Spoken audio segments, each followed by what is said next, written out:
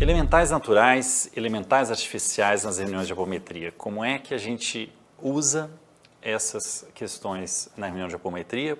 Esse novo livro de Robson Pinheiro pelo Espírito Angelo Inácio, Os Viajores, Agentes dos Guardiões, e eles falam um pouco de como aplacar essa ansiedade e da própria ansiedade dos aspirantes a agentes, e como que isso precisa ser gerenciado por eles e por nós de alguma forma que queremos colaborar com responsabilidade com os espíritos, né?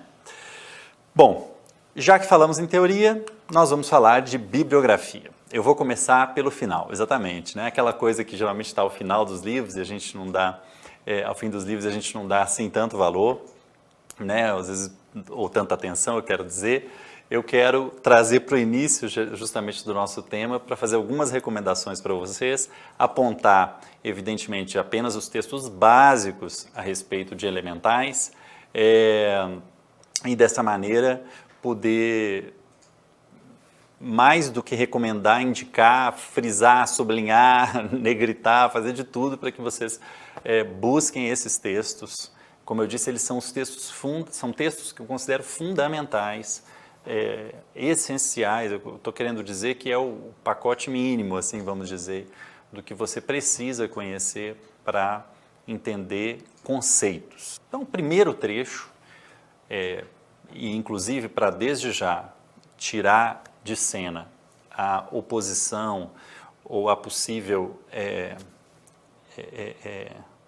objeção que espíritas possam ter com relação ao tema elementais, somente porque Kardec não usou esse termo elementais, né? Ele falou em espíritos da natureza, de cara eu vou apontar então aonde está o fundamento para isso na doutrina espírita, especificamente no Livro dos Espíritos, não em nenhum lugar outro, né? Mas no primeiro livro que funda o Espiritismo, lá está num trecho chamado Ação dos Espíritos sobre os Fenômenos da Natureza, que é na segunda parte do Livro dos Espíritos, né? Aquele mundo espírita, o mundo dos espíritos. Lá no Livro dos Espíritos, então, nós temos as questões, né? Os itens dos números 536 a 540. Mas, então, esse é o trecho no qual nós nos baseamos e no qual a apometria se baseia para tratar desse assunto. Só que, no mérito, além da tradução de Evandro Noleto Bezerra, que foi publicada pela FEB a partir da comemoração dos 150 anos de fundação do Espiritismo, um texto que contém aspectos técnicos muito importantes é do livro Além da Matéria, Uma Ponte entre Ciência e Espiritualidade. Esse é um livro de Robson Pinheiro, pelo espírito Joseph Kleber, né? Esse tema de elementais é um tema pouco visto na literatura espírita, né? É um tema que talvez a implicância de alguns espíritas com ele seja justamente porque esse termo elementais e o próprio assunto elementais é estudado por escolas espiritualistas diversas, né? Escolas esotéricas também, e talvez a literatura mais conhecida sobre esse assunto, ao menos no contexto brasileiro, seja a literatura dos teosofistas, né? Blavatsky, Anne Besant, aquele pessoal, Leadbeater, são livros publicados em sua maioria pela Pensamento no Brasil. Então talvez aí seja um pouco, sabe, haja uma certa implicância, porque esse é um tema, sabe, teosófico, como se fosse um tema alheio, como se isso existisse, né? Etiquetas nos temas propriamente ditos. O Espiritismo se interessa evidentemente por tudo, né? A gente pode usar as lentes, vamos assim dizer, imaginar a doutrina espírita como se fosse, né, o pensamento de Kardec, não gosto muito desse termo doutrina, né, mas a filosofia espírita como óculos, né, que a gente pode usar para enxergar o mundo de uma outra forma ou sob um outro ângulo.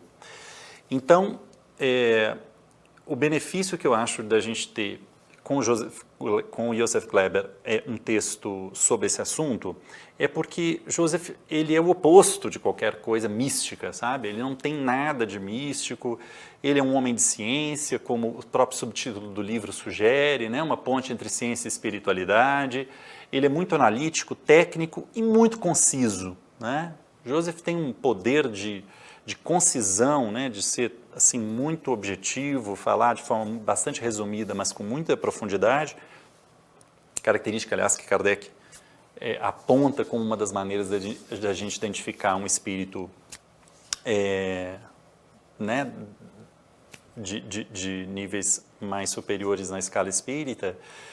Então, nós temos esse texto que é um capítulo, então, do livro citado, do Além da Matéria, que se chama, esse capítulo, Elementais Artificiais e Naturais. E agora eu vou recomendar um texto do Espírito Ângelo Inácio, também pela psicografia de Robson Pinheiro, que vai mostrar a prática, né? Então, especificamente nesse capítulo que eu vou citar, o personagem Pai João de Aruanda dá uma explicação, né? Uma espécie de aula, respondendo certas perguntas, num capítulo, quer dizer, ele toma a maior parte do capítulo fazendo isso e o restante do capítulo é mesmo mostrando o uso de elementais. Ângelo vai narrando uma experiência. Esse capítulo se chama Médium em Desequilíbrio, né?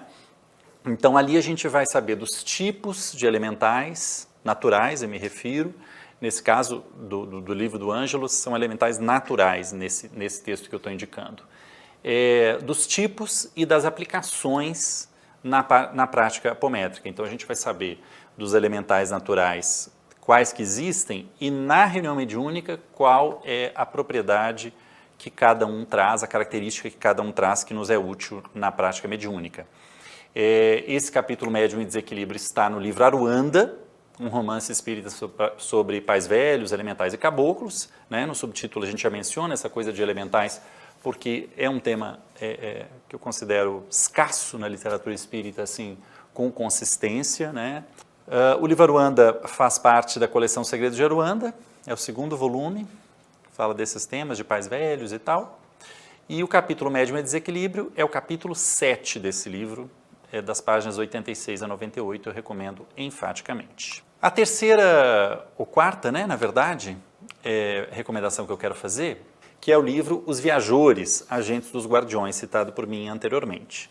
O capítulo 7 desse livro se chama Zona do Crepúsculo. E lá no capítulo 7, Pai João de Aruanda, novamente, dá mais explicações como uma espécie de complemento daquilo que ele falou no Aruanda. E é um conteúdo mesmo fresquinho e, de novo, falando especificamente sobre elementais naturais, no caso desse capítulo que eu indico.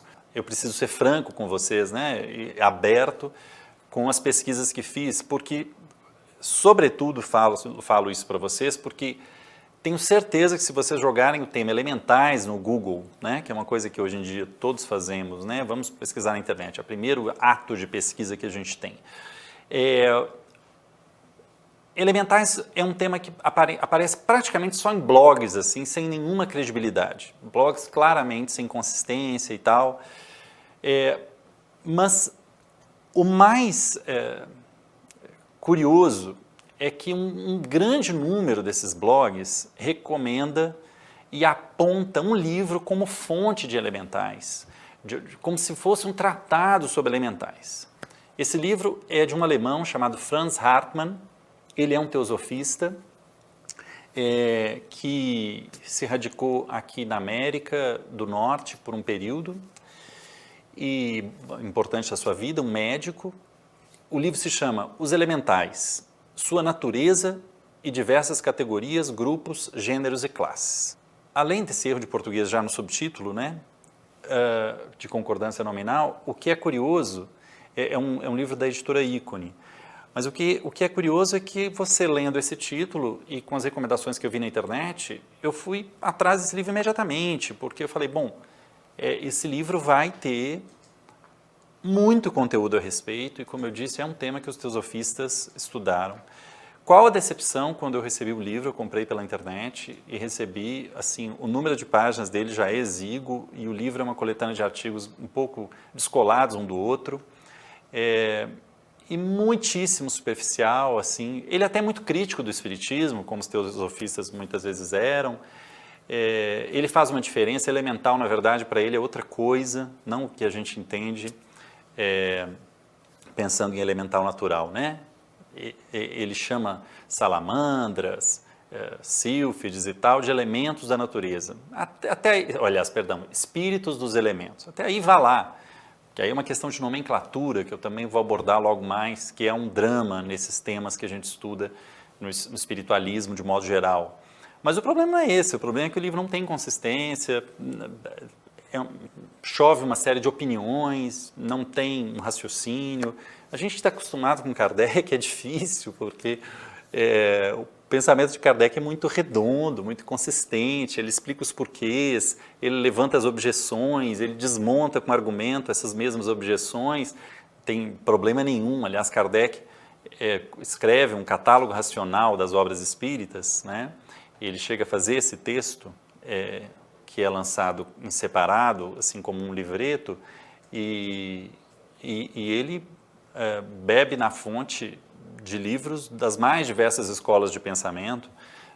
Para ele, uma biblioteca espírita deveria, inclusive, conter livros que detratam, né, dos detratores do espiritismo. Então, eu tendo a crer que é aquela coisa da internet, né, sobretudo que a gente vê em blogs. Um copia do outro, tudo cópia um do outro, que às vezes as palavras, inclusive, são iguais, você vê nitidamente que é plágio, sem citar a fonte, né? Portanto é plágio, a pessoa apresenta como se fosse um texto dela, não está entre aspas nem nada, e você vê que é uma colagem que encontra-se em vários blogs, e eu acho que um e outro vai repetindo a fonte, sabe aquela coisa de você fazer referência à fonte, mas ninguém foi na fonte checar, pois eu comprei o livro e fui ler ele inteiro, e infelizmente não tem nada que vale a pena. A questão de conceito é um problema, e numa reunião mediúnica, nós precisamos falar a mesma linguagem, ter uma clareza de conceitos. E, claro, cada grupo vai ter um estilo, né? Vai ter determinado jargão, determinados maneirismos e até regionalismos, porque afinal o Brasil é esse país continental, né? E quanto mais alunos que estão no exterior, né? Brasileiros, mas radicados em outros países, vão ter outras terminologias, né? Sobretudo se forem lusófonos, por exemplo, lá de Portugal, né? Então é claro que há esse componente de variação na comunicação entre um grupo e outro. Perfeito. Só que dentro do mesmo grupo, para as coisas funcionarem, todos precisam falar a mesma linguagem, certo? Então é muito importante uniformizar certos conceitos, no mínimo, dentro do grupo. E tanto quanto possível, de modo geral, de todos que estudamos e praticamos o espiritismo e praticamos a apometria, porque senão a gente não consegue falar das coisas com clareza. E o Brasil peca muito nesse sentido. No nosso meio espiritualista, isso é muito grave. Eu digo grave no sentido, isso é muito acentuado, né? Isso é muito mais exacerbado, é isso que eu quero dizer. Não é grave, não, a palavra correta. É sério, é importante, mas é muito mais exacerbado. Por quê? Porque nós dependemos de escolas de pensamento diferentes, aqui as pessoas se filiam, né? Os estudiosos dos temas espiritualistas, como eu falei, teosofistas e tal, vão chamar dessa e daquela forma. São temas que estão aí desde sempre, então nós temos Paulo de Tarso falando em corpo espiritual, né? Lá no Novo Testamento. Portanto, aí um termo que nós usamos ainda hoje para falar da mesma coisa, né, que o Espiritismo chama de perispírito, de modo geral. Mas então nós vamos ter vários termos para falar as mesmas coisas. E na hora da detecção mediúnica, né, do diagnóstico de patologias espirituais ou astrais, é muito importante a gente ter claro do que se está falando. A pesquisa sobre temas da ciência espiritual esbarra, talvez com mais ênfase que em outros ramos do conhecimento humano, nos desafios ligados à terminologia. Com efeito, os nomes adotados frequentemente fazem alusão a palavras do mundo material, cujo significado é extrapolado por extensão, metáfora ou analogia, a fim de definir conceitos da realidade extrafísica. Além desse inconveniente, apontado pelos espíritos desde a primeira obra de Allan Kardec, há outro fator causador de imprecisão, que é a profusão de nomes usados para se referir a determinada ideia ou objeto, a depender da escola de pensamento espiritualista consultada. Então é isso que eu acabava de dizer. Agora o exemplo. Nesse aspecto, o termo vampiro então que é o termo que motiva essa minha nota lá no livro Os Viajores, nesse aspecto o termo vampiro é comumente empregado para indicar uma classe de espíritos especializada em sugar vitalidade com perícia e determinação. Neste ponto do texto, então do texto, né, dos Viajores, essa é uma nota de rodapé, eu repito, neste ponto do texto, porém, o mesmo vocábulo designa um elemental artificial que, segundo informa o médium, é semelhante a uma lagarta munida de ventosas, as quais drenam fluidos e ectoplasma do hospedeiro lentamente. Eu vou falar um pouco sobre elemental artificial, então não se prenda a esse conceito nesse momento, mas é o aspecto da linguagem que eu estou chamando a atenção. Concluo a minha nota. Depois de se abastecer e inchar, é extraído esse elemental por técnicos a serviço de magos negros que utilizam a criatura mórbida em suas experiências.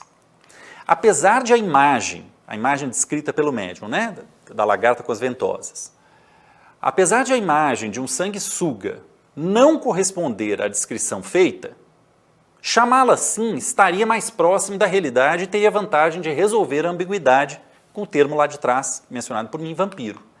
Contudo, o personagem, que é o espírito Pai João de Aruanda, que está dando uma explicação, optou pela nomenclatura já consagrada, segundo ele próprio menciona no parágrafo subsequente. Esse é uma nota que está no capítulo Travessia, que é o capítulo 4 desse livro Os Viajores do Ângelo Inácio. Então, o que eu estou querendo dizer, sem entrar no mérito, e até aproveitei a nota porque ela fala de elemental artificial, nós vamos falar disso um pouco mais adiante, mas reparem, neste caso, para se descrever uma lagarta com ventosas, bom, é preciso fazer uma analogia. Como é um negócio que suga a vitalidade, a analogia que se fez é chamar de vampiro, né? E o Espírito Pai João afirma que isso já é corrente, esse nome. Ora, mas é muito ruim você chamar uma lagarta de vampiro, sendo que quando a gente pensa em vampiro, a gente pensa em Conde Drácula, né? E a gente já usa esse termo vampiro, a meu ver mais propriamente, para falar, portanto, né, a história com o Conde Drácula, de espíritos que sugam, não sangue, com presas, né? Embora eles tenham até, pela descrição dos médiuns, presas assim semelhantes a vampiros na literatura, né, ficcional, mas para sugar a vitalidade, porque são espíritos, então lembra muito bem vampiro. Agora, chamar essa lagarta com ventosas de vampiro me parece muito ruim. Se eu tivesse sido consultado, né, olha a minha pretensão, eu teria indicado essa metáfora, sanguessuga, que não tem um aspecto de uma lagarta com ventosas. Não tem. Sanguessuga é um negócio meio esponjoso, assim, meio marrom. Mas eu acho que, por metáfora, por analogia, é mais próximo, né? Porque é um animal parasita pequeno e tal, que eu acho que, então, não suga sangue também, mas seria, enfim, sanguessuga acho que é um negócio melhor. E também é um negócio que você, dependendo de onde você se expõe, né, é que você pode pegar aquele sanguessuga, né, os animais e tal, dependendo do meio onde você se expõe, assim como um elemental artificial pode, a depender do meio e da sua conduta e tal, o meio ao qual você se expõe, você ter um elemental artificial desse agregado à sua aura. Então, reparem que essa questão de linguagem é muito importante, tanto quanto possível a gente esclarecer as coisas e eliminar essas ambiguidades, só vai melhorar a nossa comunicação. E eu insisto de novo na tecla que eu sempre menciono. Se a comunicação entre nós, usando a palavra falada, escrita, não for clara, e se a gente não der a isso a devida atenção, o devido valor, e se conscientizar da importância disso, como eu pergunto, que nós pretendemos comunicar o pensamento inarticulado de espíritos que não vêm falar palavras conosco, mas sim se comunicam pelo pensamento, conforme Kardec ensina? Que pretensão a nossa ser capaz de canalizar o pensamento de espíritos, se a gente estiver ainda falando de espíritos, de mentores, de espíritos superiores, se a gente não dá atenção para a linguagem e a clareza de comunicação entre nós, falando o mesmo idioma e usando palavras. Vejam o quanto essa questão da comunicação mediúnica está atrelada à comunicação de modo geral. Portanto, eu reforço por diversos ângulos a importância disso. Bom, então para a gente concluir essa primeira metade aqui do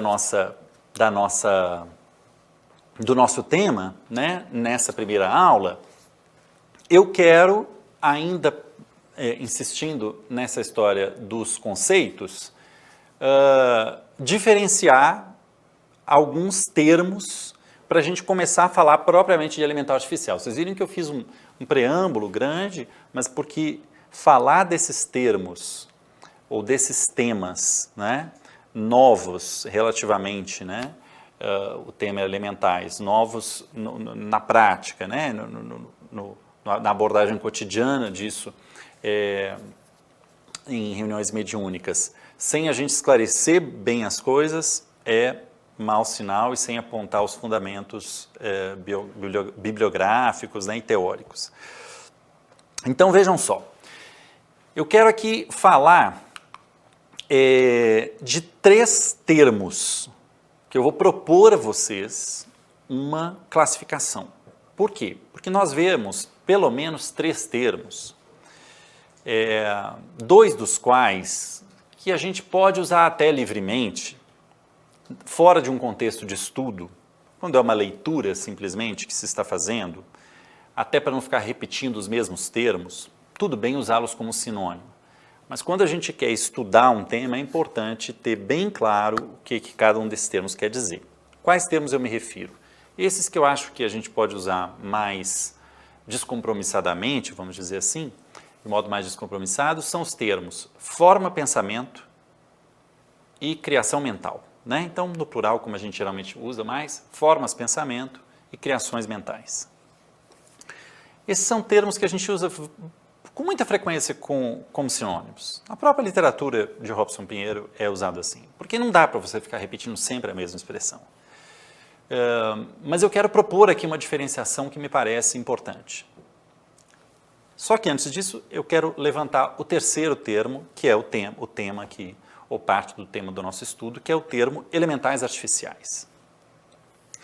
Então, elementais artificiais é um assunto relacionado com criação mental e com forma-pensamento. Mas, afinal, qual é a diferença entre essas 3 coisas? Aí que eu acho que está muito da confusão, quando a gente conceitua. Acho que conceituar elemental artificial, sem diferenciar ou sem estabelecer essa diferença com esses 2 outros termos, a meu ver, é tempo perdido. Mas, evidentemente, então, isso aqui não se trata de uma coisa conceitual, mas tal como se faz em qualquer ramo da ciência, eu estou propondo uma definição de termos já existentes ou uma delimitação entre um e outro, para que a gente possa clarear os conceitos. E assim, clareando o conceito, gente, é só assim que a gente vai poder detectar isso numa reunião mediúnica. Se o conceito não estiver claro na cabeça, não tem como você enxergar por meio da mediunidade. Enxergar, entre aspas, porque pode não ser pela evidência. Mas percebe o que eu estou querendo dizer? Como é que você vai detectar um negócio e diferenciá-lo de outro parecido se o conceito não está claro na cabeça? E para estar claro na cabeça tem que estar claro com palavras, porque é só assim que a gente se comunica estando encarnado. Nós não nos comunicamos pelo pensamento, conforme os espíritos o fazem, né? Então, a diferenciação que me parece clara, predominante na literatura, é a seguinte: forma-pensamento é aquilo que a gente aprende com Kardec, e talvez muito pioneiro nesse assunto, em falar nisso, na literatura espírita, seja o espírito André Luiz, inegavelmente. Ou seja, à medida que a gente pensa, a gente forma imagens ao nosso lado, não é? E essas formas pensamento, então, poderiam talvez ter como sinônimo imagens mentais. Minha proposta é que o termo formas pensamento, minha proposta não, proposta um pouco minha conclusão, é mais atinente, faz alusão mais principalmente a uma forma. Forma é, por definição, algo inerte, algo sem vida, ok? Então, uma forma-pensamento é, digamos assim, a imagem que reflete um pensamento. é um pensamento que toma forma, é um pensamento que adquire uma característica visual, se a gente pode assim dizer, aos olhos dos espíritos, né? Aquela nuvem de testemunhas. Aqui a gente pode fazer referência na terminologia do Evangelho, embora essa terminologia também possa ser entendida que está se falando das companhias espirituais, do indivíduo, mas há quem interprete por esse aspecto também, talvez Jesus estivesse falando das duas coisas, mas, então, forma pensamento, eu repito com esse tipo, forma, é inerte, não é vida, porque é forma. Agora, nós também aprendemos na literatura espírita e na observação que a forma pensamento, quando ela é gerada, sobretudo por um encarnado, ela reforçada com vitalidade do encarnado e com aspecto emocional, ela vai ganhando propriedades, não é? Ela vai ganhando componentes de vida. Sobretudo por causa da questão emocional, então por vezes a gente fala assim, formas emocionais. E aí a gente começa a usar termos do tipo parasitas energéticos. Aí, se adquiriu vida, é elemental artificial. Compreende? Então, se uma forma pensamento adquire vida, ela já não é mais forma, já não é mais inerte. E aí está a grande diferença. Um elemental artificial é, portanto, uma forma pensamento que, de tão alimentada, com concentração racional, com gana emocional e com vitalidade, ganha vida temporária. Então, é uma analogia aos elementais naturais, compreende? Se os elementais naturais, nós vamos falar deles mais tarde, mas são seres de transição entre os reinos, né? Mineral, vegetal, animal e o reino humano, né? Então seriam, digamos assim, pré-espíritos, né? Por isso elementais naturais, ou seja, que não é espírito ainda, é uma espécie de espírito em nível elementar, por isso elemental, natural, é natural porque é da criação divina. Porém, se nós como co-criadores damos origem a formas, pensamento que adquirem vida de caráter temporário, que é o contrário do elemental, que vai virar ser humano, um dia não sabe como, né? No hausto, no sopro de vida que só Jesus, no âmbito terreno, sabe dar, conforme os Espíritos explicam, e o próprio evangelista João faz referência a isso, aqui no nosso conceito, é artificial porque é uma vida artificial, é uma vida criada por nós, né? Não pela natureza, e é uma vida temporária. Esse elemental vai ter uma vida útil, né? Vai deixar de existir em algum momento no tempo. Maior ou menor esse tempo, conforme a força com que ele for criado, né? A força impressa no ato de criá-lo, não é? Que, repito, tem a ver com razão, emoção, esse conjunto os espíritos chamam de pensamento sempre. Para os espíritos, pensamento sempre é as duas coisas. Vocês vão de convir que na prática não existe razão separada de emoção, a gente pensa com emoção sempre, né? Por mais que seja um raciocínio, a gente tem aí, né? Por exemplo, eu estou aqui falando de ideias, de conceitos com vocês, eu tenho um investimento emocional nisso aqui, né? Que é nítido no meu entusiasmo, ou na minha gana, na minha vontade de persuadir vocês. Pois, então nós temos razão e emoção e vitalidade como terceiro elemento. O vitalidade é justamente aquele veículo que vai fazer a forma pensamento pular para o estado de elemental artificial. Então, elemental artificial, inclusive, no momento que tornou-se elemental artificial, ganhou vida. Se ganhou vida, ganha também autonomia, ganha uma certa independência, né? É o caso desses parasitas energéticos, portanto, são nada mais, nada menos do que um tipo de elemental artificial. Então, esses parasitas energéticos, por exemplo, de que o espírito Pai João de Aruanda fala no livro Aruanda, e aí a gente trouxe esse trecho também para o livro Magos Negros, que tem uns aspectos, alguns textos não inéditos, né? Porque justamente a gente procura compilar os temas todos relacionados à magia, e muitos deles estão no ensinamento do Espírito Pai João de Aruanda. Nós, então, temos ali esses exemplos de baratas, parasitas energéticos na forma de formigas, lagartas, esse que eu falei mais cedo, né, que eu proporia chamar de sanguessuga, mas é conhecido como vampiro. Todos esses são parasitas energéticos. Existe todo elemental artificial é parasita energético? Claro que não, nós vamos falar de elemental artificial, inclusive usado pelos espíritos superiores. Mas o parasita energético tem vida. Você vai chamar um parasita energético de forma, pensamento? Me parece um troço complicadíssimo, porque como é que você chama uma coisa que tem vida de forma? Não há uma incongruência aí? Em princípio, eu acho que, isso não facilita o entendimento, né? Então, o outro termo que eu citei é o termo criações mentais.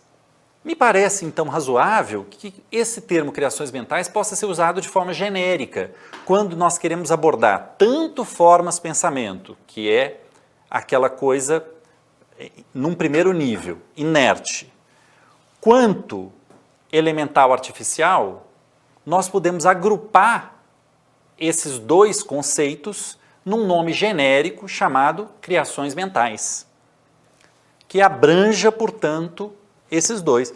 E, repito, quando nós não estamos ali com a busca de ser absolutamente específicos, nós até podemos usar a criação mental como sinônimo de forma pensamento, num certo momento, ou como sinônimo de elemental artificial, em outro momento. Por quê? Porque não estamos entrando no mérito se a forma pensamento adquiriu ou não vida. Até porque é uma separação, não é uma separação exatamente didática, mas é uma separação que em alguns momentos da análise, da discussão, não convém, não vem ao caso, não é relevante entrar nessa diferença.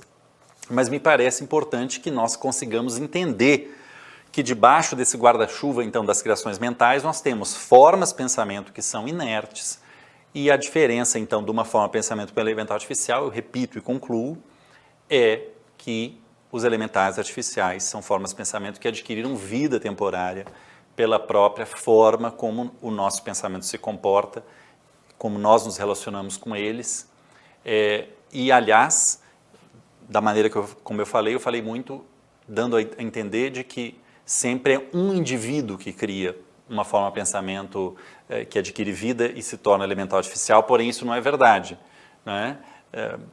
É claro que, com muito mais propriedade ainda, o produto dos nossos pensamentos, né, a egrégora de determinados lugares, vai produzir uma massa de pensamento, né, que é razão mais emoção, com vitalidade, que vai tomar forma. E muitas vezes aí está o meio, o mecanismo de criação de elementais artificiais daninhos, né, nefastos à saúde, que nós habitualmente chamamos de parasitas energéticos. Então perceba que parasita energético é um tipo, né? Até já.